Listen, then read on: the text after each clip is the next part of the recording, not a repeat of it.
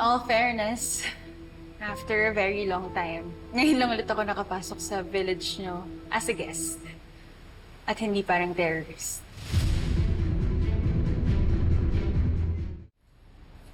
Well, I know this isn't my place. And I know you're still mad. Pero tinago ko lang talaga muna because I wanted to protect you and the kids. Pero sobra na talaga eh. I just came to my senses and decided to pursue justice.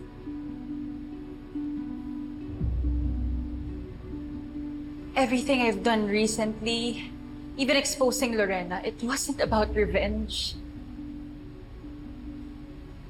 Well, maybe at first, yes. But it's because I was Joy's friend too. And when everyone else chose to forget her, I didn't. And finally ngayon, nahanap na rin natin kung sino talaga yung pumatay sa kanya.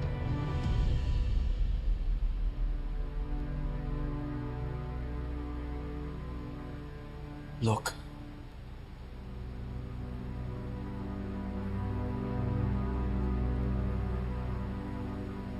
Honey. Honey, I'm sorry. Hindi ko naniwala at nakinig sa'yo. When you were right all along. And I know I've said a lot of hurtful things to you. Believe me. Ronnie, I'm really thankful that you're here.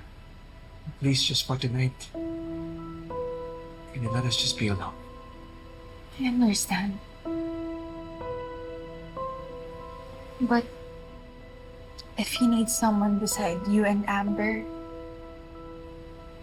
not as a threat anymore, just someone who's there. Consistent and steady. Andito lang ako.